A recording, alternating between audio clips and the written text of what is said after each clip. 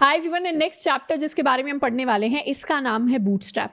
अब चैप्टर की शुरुआत से पहले एक छोटी सी वार्निंग मैं आपको दे देती हूँ कि इस चैप्टर को पढ़ने के बाद ना हमें ऐसा फील होगा कि हमें थोड़ा सा ना चीट कर दिया गया है। चीट इन द सेंस कि अभी तक बहुत सारे डिफरेंट चैप्टर्स में हमने काफ़ी डिटेल में, बहुत ज़्यादा डिटेल में CSS को पढ़ा है और इस चैप्टर के अंदर हम पढ़ने वाले हैं बूटस्ट्रैप को। बूटस्ट्रैप क्या है? बूटस्ट्रैप अपने आप में CSS के लिए एक तरीके से आप एक फ्रेमवर्क समझ सकते हैं, यानी आपको एक टूल किट दे दी गई है। टूल किट क्या होती है? टूल किट वैसे होती है जैसे फर्स्ट एड की किट होती है। फर्स्ट एड की किट में आपके पास बैंडेजेस होती हैं, दवाइयाँ होती हैं, पट्टी वट्टी सारी चीज़ें होती हैं। तो जो भी सामान आपको चाहिए आप सीधा निकाल सकते हैं, उसको यूज़ कर सकते हैं। वैसे ही CSS के अंदर कुछ ऐसी चीज़ें होती हैं जिनको हमें बार बार बिल्ड करना पड़ता है। जैसे हर वेबसाइट पर हमें पता है कोई ना कोई बटन्स तो होंगे ही। मैक्सिमम वेबसाइट के ऊपर एक नैव बार प्रेजेंट होगा ही होगा। इसके अलावा कार्ड जैसी चीज़ें या फॉर्म्स ऐसी चीज़ें हैं CSS की जिनको हम बार बार डिफरेंट वेबसाइट्स पर यूज़ कर सकते हैं। आपके वेबसाइट्स पर कॉन्टैक्ट के लिए फॉर्म होते हैं, साइन अप के लिए फॉर्म होते हैं, लॉगिन के लिए फॉर्म होते हैं। तो डिफरेंट CSS के ऐसे कॉम्पोनेंट्स होते हैं जिनको हमें बार बार यूज़ करना पड़ता है। या और भी डिफरेंट चीज़ें हैं जैसे फ्लेक्स बॉक्स जैसी चीज़ हो गई जिसको हम बार बार वेबसाइट के ऊपर यूज़ करेंगे।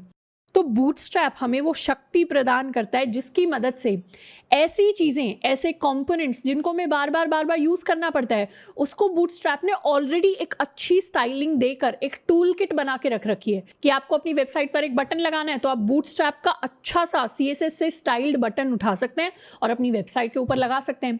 अगर आपको अपनी वेबसाइट के लिए एक अच्छा सा सुंदर सा दिखने वाला फॉर्म बनाना है तो बूटस्ट्रैप ने ऑलरेडी फॉर्म बनाए हुए हैं, आप उन फॉर्म्स को उठा सकते हैं और अपनी वेबसाइट पर लगा सकते हैं। तो आपको खुद से बहुत ज़्यादा स्टाइलिंग शुरुआत से CSS ऐड करने की जरूरत नहीं पड़ती, काफ़ी बेसिक कंपोनेंट्स के ऊपर। तो इसीलिए हमें थोड़ा सा चीटेड फील हो सकता है कि इतनी सारी हमने CSS सीखी और अब हम बूटस्ट्रैप की बात कर रहे हैं जहां पर ऑलरेडी बहुत सारी चीज़ें जो हम बेसिक से CSS से बना रहे थे, जैसे हमने कार्ड्स वाला एक बेसिक प्रोजेक्ट बनाया था, तो वैसी चीज़ें ऑलरेडी टेम्पलेट की तरह हमें बूटस्ट्रैप के अंदर मिल जाती है। पर उस चीज़ से निराश नहीं होना, वो एक्चुअली चीटेड फील होने वाली चीज़ नहीं है, क्योंकि मैक्सिमम वेबसाइट्स के अंदर आज भी स्टाइलिंग के लिए प्योर वेनिला CSS ही यूज होती है। बूटस्ट्रैप आपको कई सारी वेबसाइट्स के ऊपर, इनफैक्ट जितनी भी वेबसाइट के ऊपर फ्रेमवर्क्स यूज होते हैं, ये फ्रेमवर्क क्या होते हैं? ये टूल किट्स होती हैं जिनके अंदर बहुत सारा ऐसा सामान अवेलेबल होता है जो आपको शुरुआत से नहीं इंप्लीमेंट करना पड़ता। तो जितने भी फ्रेमवर्क्स अवेलेबल है मार्केट में उसमें बूटस्ट्रैप सबसे ज्यादा पॉपुलर है, लेकिन बूटस्ट्रैप से भी ज्यादा पॉपुलर क्या है? Pure CSS। इसीलिए सबसे पहली प्रायोरिटी तो हमारी यही होनी चाहिए कि हमें प्योर CSS लिखना बहुत अच्छे से आता हो। एंड सेकंड पे प्रायोरिटी ये होनी चाहिए कि जितने भी फ्रेमवर्क्स है उसमें से बूटस्ट्रैप क्योंकि सबसे पॉपुलर है, तो बूटस्ट्रैप की हमें अच्छी खासी नॉलेज होनी चाहिए। तो इस चैप्टर के अंदर हम बूटस्ट्रैप को डिटेल से पढ़ेंगे, बिल्कुल भी चीटेड फील नहीं करेंगे, ये फील करेंगे कि हमें ऑलरेडी वेनिला CSS को इंप्लीमेंट करना आता है। तो बूटस्ट्रैप में जो चीज़ें चल रही हैं उनको तो समझने में हमें और ज़्यादा आसानी होगी एंड और ज़्यादा अच्छे तरीके से हम उन चीज़ों को इंप्लीमेंट कर पाएंगे। तो हमने फ्रेमवर्क्स देख लिया कि फ्रेमवर्क क्या होता है। फ्रेमवर्क होती है बेसिक हमारी टूल किट, और मार्केट के अंदर बहुत सारी CSS फ्रेमवर्क्स हैं जिसमें से सबसे पॉपुलर है बूटस्ट्रैप, तो हम इसे डिटेल में पढ़ेंगे। अब एक और चीज है जो मैं आपको चैप्टर के स्टार्ट में ही बोलना चाहूंगी कि जैसे हमने CSS में बात की थी कि स्टाइलिंग के कंपोनेंट्स को समझना, स्टाइलिंग के फंडों को, प्रोसेस को, किस तरीके से चीजें काम कर रही है उस चीज को समझना, कंठस्थ करना सबसे ज्यादा इंपॉर्टेंट होता है। आपको बहुत ज्यादा सिंटैक्स याद करने की जरूरत नहीं है, CSS प्रॉपर्टीज याद करने की जरूरत नहीं है, क्योंकि उनके लिए हम कभी भी जाकर डॉक्यूमेंटेशन को रेफर कर सकते हैं। वैसा ही कुछ बूटस्ट्रैप के अंदर है।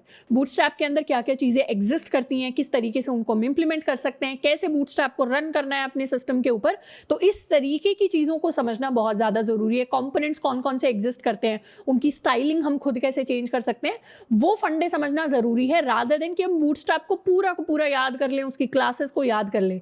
तो हमें फोकस किस चीज पर करना है? हमें फोकस करना है जब भी हम CSS या बूटस्ट्रैप को पढ़ रहे हैं, अपनी अंडरस्टैंडिंग पर फोकस करना है, रादर देन कि हम चीजों को याद करें, क्योंकि मेमोराइजेशन, रट्टेबाजी जो है उसकी जरूरत नहीं होती डेवलपमेंट के अंदर। उसके लिए कभी भी जाकर हम क्या कर सकते हैं? अपने डॉक्स को रेफर कर सकते हैं।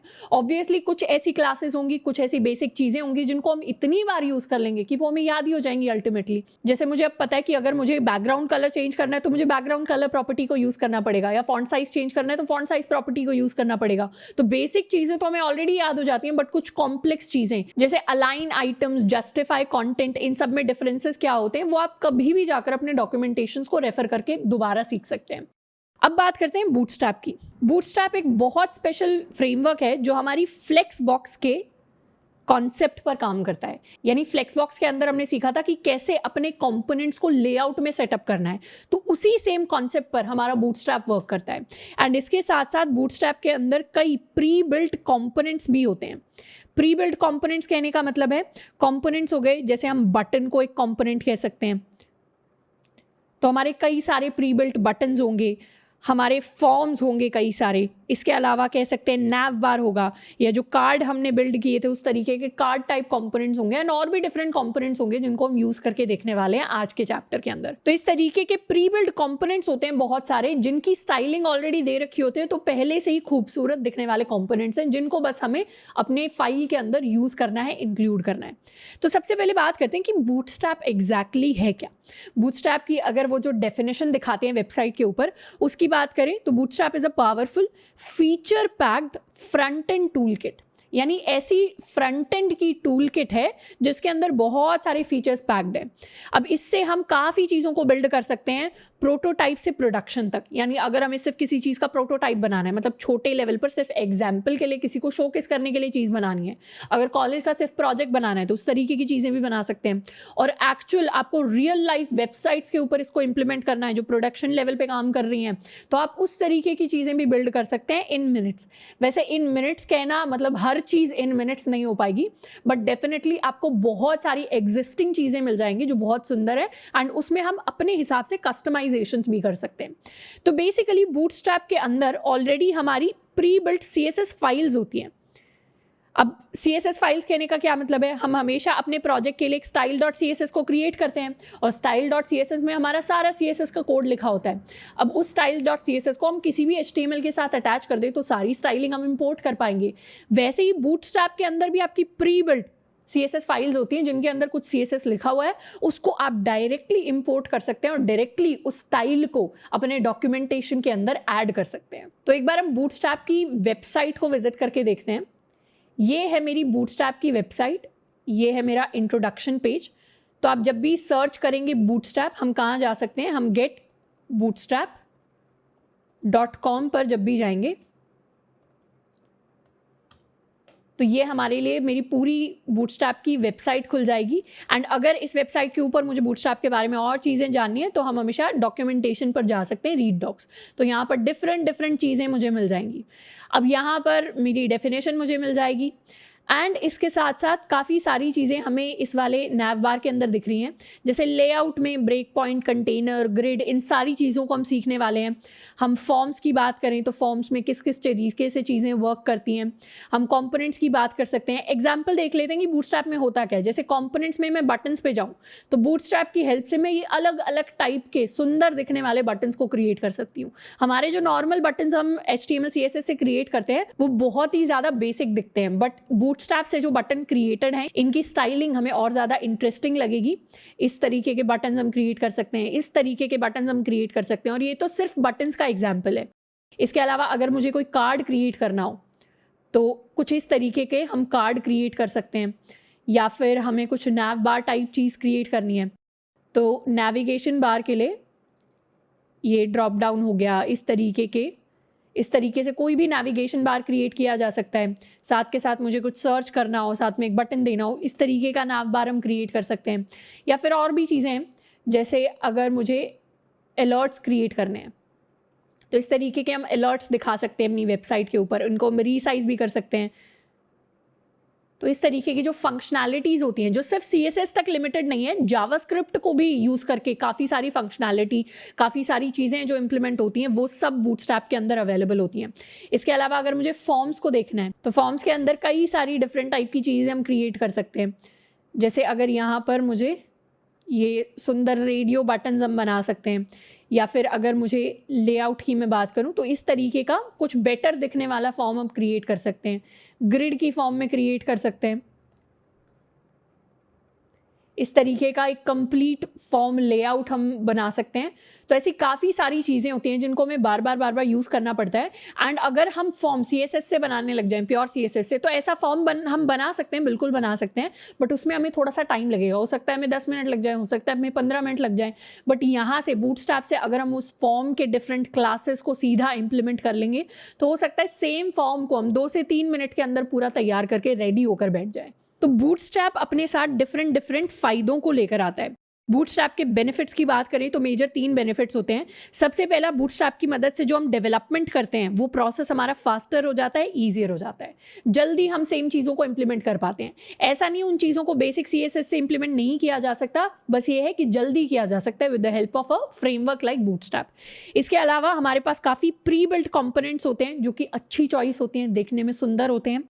एंड इसके साथ साथ ब्राउज़र कंपैटिबिलिटी भी बहुत अच्छी है बूटस्ट्रैप की, यानी बहुत सारी चीज़ें हमें ऐसी दिखेंगी जो मैक्सिमम ब्राउज़र्स पर आपकी वर्क करती हैं। ऐसा नहीं है कि आपके क्रोम पे चल जाएगा, फायरफॉक्स पे नहीं चलेगा, या सफारी पर वो चीज़ नहीं चल रही होगी। मैक्सिमम ब्राउज़र्स पर मैक्सिमम चीज़ें चल रही होती हैं, which is a really good thing in terms of development. And इसके साथ साथ जो एक कॉम्पोनेंट्स ऑलरेडी बने होते हैं ये पहले से ही रिस्पॉन्सिव होते हैं, तो ऐसा नहीं है इनको रिस्पॉन्सिव बनाने के लिए हमें अलग से CSS लिखनी पड़ेगी। तो ऑलरेडी काफ़ी रिस्पॉन्सिव चीज़ें हमें दिख जाती हैं।